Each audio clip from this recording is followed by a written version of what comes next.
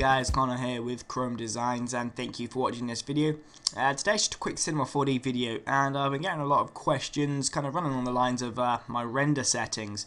So some of the kind of projects that I've worked on, I've uploaded to my channel. People have been wondering how I get such good quality, basically rendering in HD, etc, etc. And so today I'm going to be running you through the settings that I use on how to render. I'll be covering both image based like JPEG and movie based such as MOV or AVI. Without further ado, let's get started. Here I have just a quick thing that I just made. I'm using some of Grayscale Gorilla's HDR Light Kit Pro here, and so kind of got a glossy blue CD. Something I rustled up a second ago. It's just basically a shatter on some on a scene, a deed, to give it a disjointed look. For those who are thinking it may be a font, it's not. But anyway, render settings.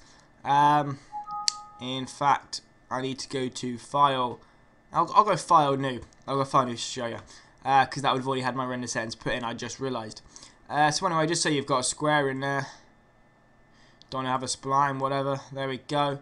And you've got a great animation going on, and you want to render it. And you want to render it with good quality. You don't want the kind of whole idea of the thing to be downgraded by kind of the lack of pixels or whatever, the lack of quality.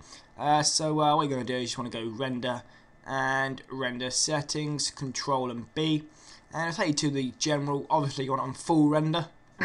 Excuse me. The output.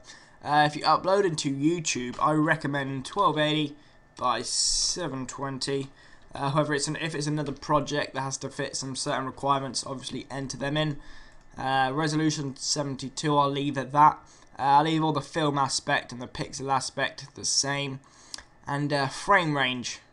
Now, this is where you change from whether you want it to be an animation, for example, so it's like a movie, or an image. If you want it as an image, you obviously want it at current frame, and it'll render the frame that you're on the timeline. Obviously, I've got an animation, so it won't change. But that's how you get an image.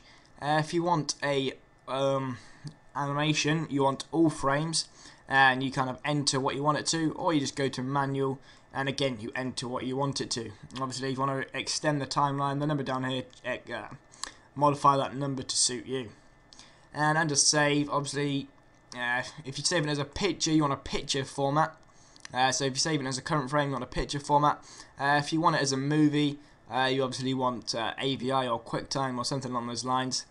And just say you've got it on QuickTime Movie, go options, and you can change the frames, and you can have it on the best, etc.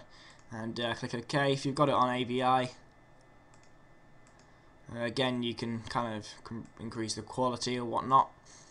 And that's about it. I keep it on 8-bit channel, and that is all. I don't change anything on multi-pass or anti-aliasing.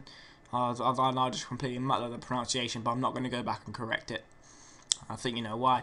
Under options, you know, you can change some things. I know for some projects you turn off auto light. Depends. I recommend previewing the thing before altering any of these, as it will affect your whole scene. And then what I typically add on is I go to Effect, and I go to Global Illumination, and I go to Effect and Ambient Occlusion. Obviously this depends what I'm doing. Ambient Occlusion, what this does is adds realistic shadows without using lights. So where it would typically get a shadow like in between some typography or whatever, basically provide a shadow with you there, obviously by putting up the contrast. And what global illumination does, it's basically a 360 light. Lights you're seeing quite well. However, for global illumination to work, you need to either have a sky in your scene or a light. Otherwise, it will just be black. And if I'm honest, that's pretty much it. You can obviously change some of these settings. Maximum array length, you know. I recommend you play about with these. I usually put up this just a bit, and just crank up the contrast. Obviously, the higher you have the contrast, the more shadows there will be and the thicker they'll be. I don't really like a lot of shadows, so I just keep it roughly around 10, something around that region. That's what I found looks quite nice. But again, experiment to your will. And global illumination, obviously, you got all these files down here, settings rather. I usually change it to low and low. purely because this saves render speed.